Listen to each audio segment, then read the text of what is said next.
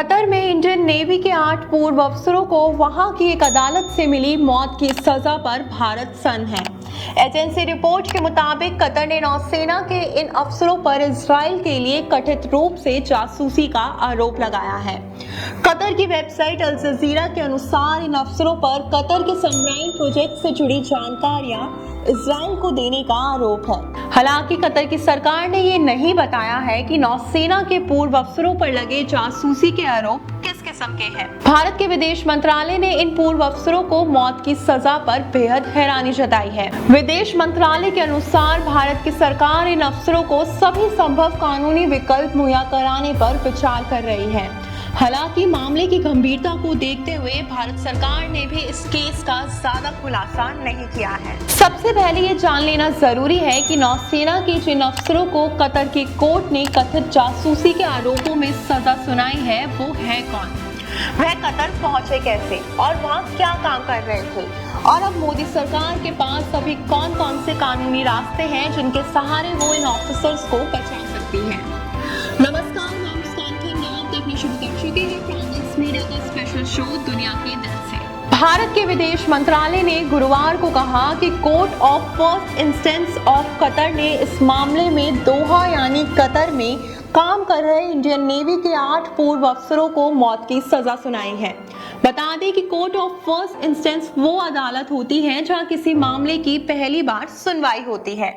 सबसे पहले आपको बता दें वो 8 अफसर कौन हैं। Captain Navtej Singh Gill retired, captain Saurabh Vashisht retired, captain Virendra Kumar Verma retired, commander Purnendu Tiwari retired, commander Sugunakar Pakala retired, commander Sanjeev Gupta retired, commander Amit Nagpal retired, sailor Rakesh Gopa Kumar. अभी जो हमने इन अधिकारियों के नाम अभी गिनाए तो हमने इनके नाम के आगे रिटायर्ड कहा, यानी ये अधिकारी भारतीय नौसेना की सेवा छोड़ चुके थे।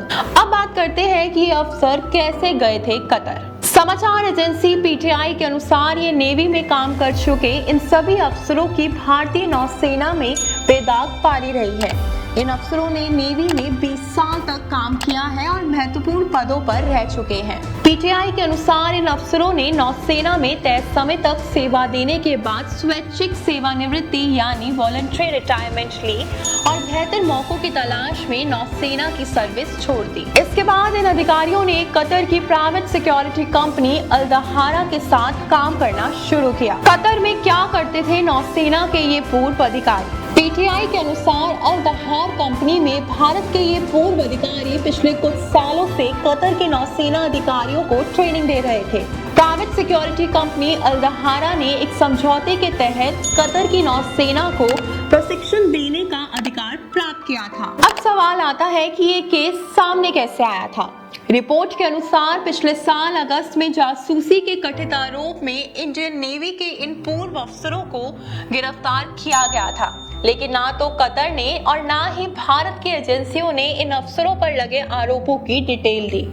इधर अल दहारा कंपनी ने अपने एक अधिकारी की गिरफ्तारी के बाद मई में कतर में अपना कामकाज ही बंद कर दिया था। इसके बारे में ये भी रिपोर्ट आई है कि अल दहार के शीर्ष अधिकारी को कस्टडी में लिया गया था, लेकिन कुछ महीनों बाद उसे छोड़ दिया गया। इस कंपनी में लगभग 75 भारतीय नागरिक काम करते थे, जिनमें ज्यादातर नौसेना के पूर्व अफसर थे। कंपनी बंद होने के बाद इन सभी भारतीयों को नौकरी से निकाल दिया गया था। ये भी जानकारी सामने आई है कि इस मामले में गिरफ्तार भारतीय नागरिकों को कई महीनों तक एकांतवास कारागार में रखा गया था। इसके बाद उन्हें 2 लोगों के सेल में शिफ्ट किया गया था। कमांडर पूर्णेंदु तिवारी की बहन ने इस बारे में ट्वीट कर पीएम मोदी का ध्यान आकर्षित किया था और उनसे इनकी रिहाई में मदद मांगी थी। भारतीय नौसेना के पूर्व प्रवक्ता कैप्टन डीके शर्मा रिटायर ने कहा कि जिन अधिकारियों को कतर में सजा सुनाई गई है वे बेहतरीन पेशेवर थे, जिन्होंने नौसेना और देश को अपनी सेवाएं दी थी। डीके शर्मा ने कहा कि उन्होंने सजा पाए 5 अफसरों के साथ काम किया है। हिंदुस्तान टाइम की रिपोर्ट के अनुसार नेवी के पूर्व प्रवक्ता कैप्टन डीके शर्मा ने कहा कि कैप्टन नवतेज गिल रिटायर हो चुके हैं और वे उनके कोर्समेट थे। वे चंडीगढ़ से ताल्लुक रखते थे और रिटायर्ड सैन्य अधिकारी के बेटे हैं।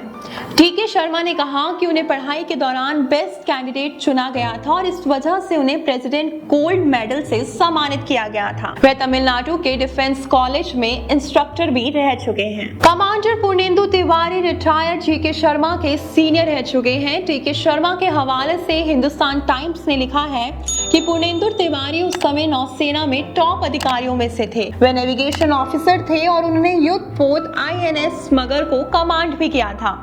विदेश में भारत की साफ सुथरी छवि प्रस्तुत करने के लिए 2019 में कमांडर पूर्णेंदु तिवारी को राष्ट्रपति रामनाथ कोविंद से प्रवासी भारतीय सम्मान 2019 से सम्मानित किया गया था।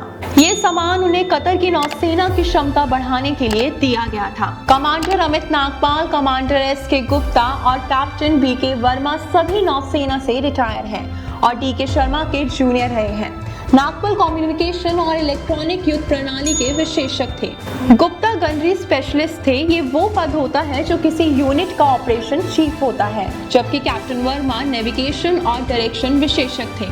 जिन दो और अधिकारियों को सजा मिली है वह है कैप्टन सौरभ वशिष्ठ और कैप्टन सुगुनकर पकाना।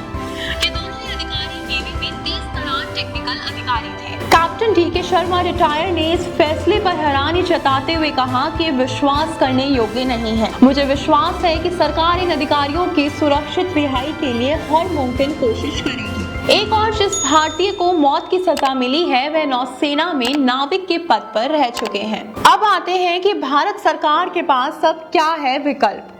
कतर के साथ रिश्तों को देखते हुए भारत सरकार कतर कोर्ट के इस फैसले पर सधी प्रतिक्रिया दे रही है। विदेश मंत्रालय ने कहा कि वे भारतीयों को सभी काउंसलर और कानूनी सहायता देना जारी रखेंगे। विदेश मंत्रालय ने कहा, हम इस मामले को बहुत महत्व देते हैं और इस पर बारीकी से नजर रख रहे हैं। हम सभी काउंसलर और कानूनी सहायता देना जारी रखेंगे। हम फैसले को कतारी अधिकारियों के समक्ष भी उठाएंगे। विदेश मंत्रालय का कहना है कि इस मामले की कार्रवाई की गोपनीय प्रकृति के कारण इस समय कोई और टिप्पणी करना उचित नहीं होगा। बता दें कि कतर में भारत के राजदूत ने काउंसलर एक्सेस मिलने के बाद 1 अक्टूबर को जेल में बंद इन भारतीयों से मुलाकात की थी। इंडिया टुडे की रिपोर्ट के मुताबिक एडवोकेट आनंद ग्रोवर ने बताया है कि अपने नागरिकों को सजा से बचाने के लिए सरकार अंतर्राष्ट्रीय कोर्ट की मदद ले सकती है या फिर कतर पर राजकीय दबाव बनाकर नागरिकों को फांसी से बचाया जा सकता है।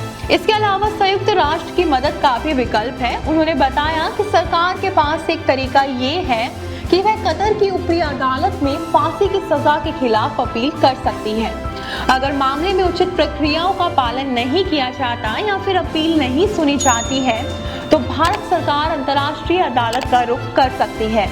आनंद ग्रोवर ने बताया कि अंतर्राष्ट्रीय कानून और international convent on civil and political rights यानी ICCPR के प्रावधान कहते हैं कि आमतौर पर कुछ मामलों को छोड़कर फांसी की सजा नहीं दी जा सकती है। 8 नागरिकों को छुड़ाने के लिए प्रधानमंत्री के स्तर पर राजनीतिक दखल की भी बात की जा रही है। इसके लिए कतर सरकार से क्षमा याचना यानी पार्डन की अपील की जा सकती है। वहीं भारत सरकार के पास संयुक्त राष्ट्र का भी रास्ता खुला है। सरकार संयुक्त राष्ट्र का सहारा लेकर कतर पर भारतीय नागरिकों के लिए दया याचना की अपील कर सकती है। साल 2017 में भारतीय नागरिक कुलभूषण जाधव को पाकिस्तान ने जासूसी के आरोप में गिरफ्तार किया था और मौत की सजा सुना दी थी। भारत ने इन आरोपों को खारिज करते हुए बताया कि वह एक बिजनेस ट्रिप के लिए ईरान गए थे, जहां से पाकिस्तान ने उन्हें अगवा कर लिया था। पाकिस्तान के फैसले के खिलाफ भारत सरकार ने इंटरनेशनल कोर्ट का दरवाजा खटखटाया था और मौत की सजा के फैसले पर रोक लगा दी थी। हालांकि जाधव अभी भी पाकिस्तान में ही कैद है। कतर में भारत के पूर्व राजनयिक और विदेशी मामलों के एक्सपर्ट KP फैबियन का कहना है कि कतर 8 भारतीय नागरिकों को फांसी की सजा नहीं देगा। वह भी ये मानते हैं कि भारतीय राजनयिकों को फांसी के फंदे पर लटकने से बचाने के लिए भारत सरकार के पास इंटरनेशनल कोर्ट का दरवाजा खटखटाने का रास्ता है। उन्होंने कहा कि भारत के पास सबसे अच्छे 2 रास्ते हैं। एक तो ये कि कतर के अमीर शेख तमीम बिन हम्मद अल थानी से सजा माफ करने के लिए अपील की जाए, लेकिन ऐसा संभव नहीं है। अगले ही दिन माफी मिल जाए। ऐसा भी हो सकता है कि अपील करने के लिए एक सीमा तय हो कि उतने समय के बाद ही अपील की जा सकती है या फिर इंटरनेशनल कोर्ट ऑफ जस्टिस में अपील की जाए। दोस्तों, अगर आपको हमारा वीडियो पसंद आया हो तो अपने दोस्तों के साथ भी जरूर शेयर करें, और अगर आपके मन में कोई सवाल है तो उसे कमेंट में लिखकर हमें जरूर बताएं। हमारे चैनल को सब्सक्राइब करना ना भूलिए ताकि आपको लेटेस्ट अपडेट मिलते रहे। आपसे जल्दी मुलाकात होगी एक नए टॉपिक पर, एक नए वीडियो के साथ। देखते रहिए ट्रायंगल्स मीडिया। धन्यवाद।